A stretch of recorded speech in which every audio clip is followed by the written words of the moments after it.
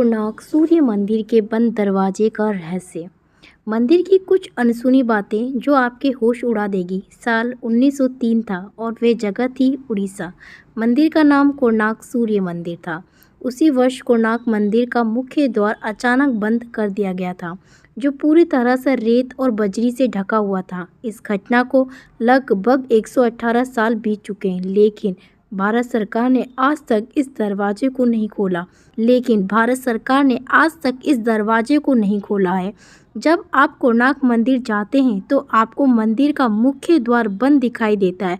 फिर आपको मन में ये प्रश्न उठता होगा कि यह दरवाज़ा बंद क्यों है।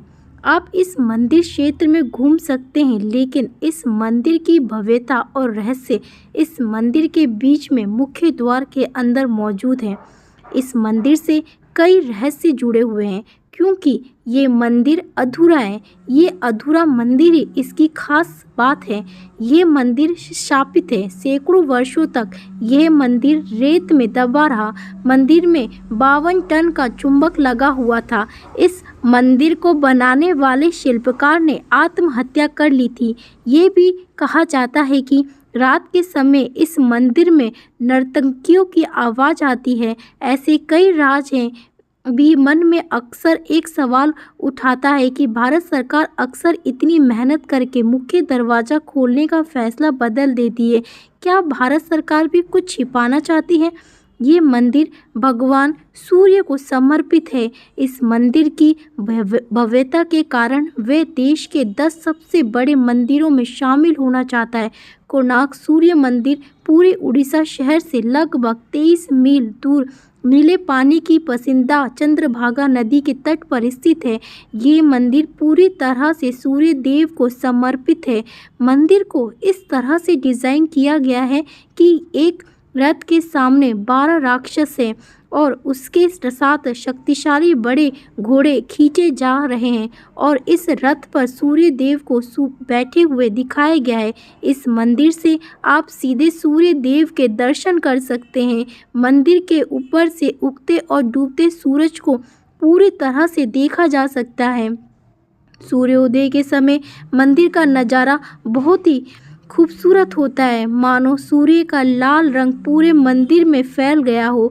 मंदिर के आधार को सुशोभित करने वाले 12 चक्र वर्ष के 12 महीनों को परिभाषित करते हैं और प्रत्येक दिन के 8 प्रहरों का प्रतिनिधित्व करते हैं।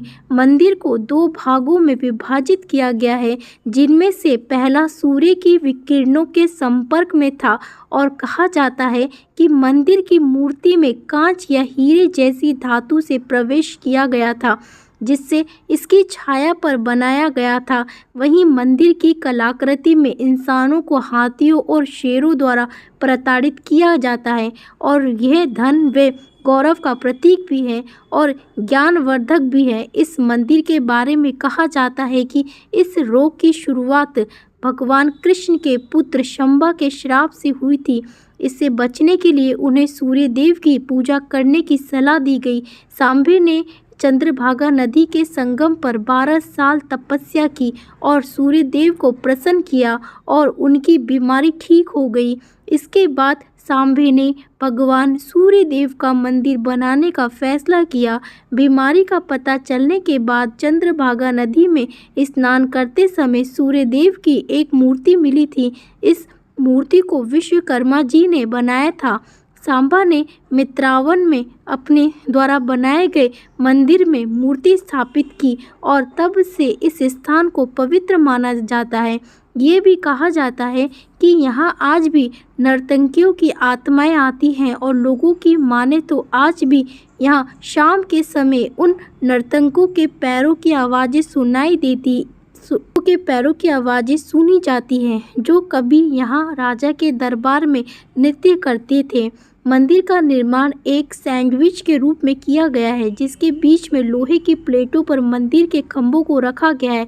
ये भी कहा जाता है कि मंदिर के शीर्ष पर एक 52 टन चुंबक रखा गया था, जिससे इन स्तंभों द्वारा संतुलित किया गया था। इसे भगवान सूर्यदेव की मूर्ति हवा में तैर रही थी और इसे देखकर हर कोई हैरान रह गया। कहा जाता है कि चुंबक को किसी विदेशी आक्रमणकारी ने तोड़ा था। ये भी कहा जाता है कि मंदिर के ऊपर रखे चुंबक ने समुद्र से गुजरने वाली नावों और जहाज़ों को क्षतिग्रस्त कर दिया था, जो लोहे से बने थे। इसे नाविकों को अपनी नाव बचाने के लिए चुंबक को बाहर निकालना पड़ा। ये पत्थर केंद्रीय पत्थर के रूप में कार्य करता था और इसके कारण मंदिर के अन्य सभी पत्थर संतुलन में थे। इसे हटाने से स्तंभ का संतुलन बिगड़ गया और मंदिर को नुकसान पहुंचा। लेकिन इस घटना का कोई ऐतिहासिक विवरण नहीं है और न ही ऐसे चुंबकीय पत्थर का कोई वर्णन है। वर्ष 1568 में उड़ीसा में मुसलमानों का आतंक था और मंदिर को गिराने के लगातार प्रयास किए जा रहे थे। इस कारण मंदिर के पंडितों ने मुख्य मूर्ति को हटाकर वर्षों तक रेत में छिपाकर रखा। मूर्ति को बाद में पुरी भेज दिया गया और जगन्नाथ मंदिर के परिसर में इंद्र के मंदिर में रख दिया गया। कई लोगों का मानना है कि मूर्ति की खोज अभी भी जारी है और मिलनी बाकी है। लेकिन कई लोगों का यह भी कहना है कि नई दिल्ली के राष्ट्रीय संग्रहालय में रखी सूर्य देव की मूर्ति कोणार्क की प्रमुख पूजनीय मूर्ति है।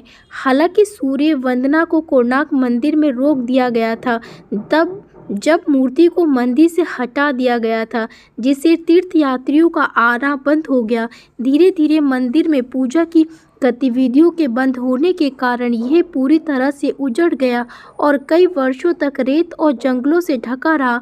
बाद में मंदिर की खोजबीन की गई, लेकिन मंदिर के कई हिस्से बेहद खराब हालत में मिले।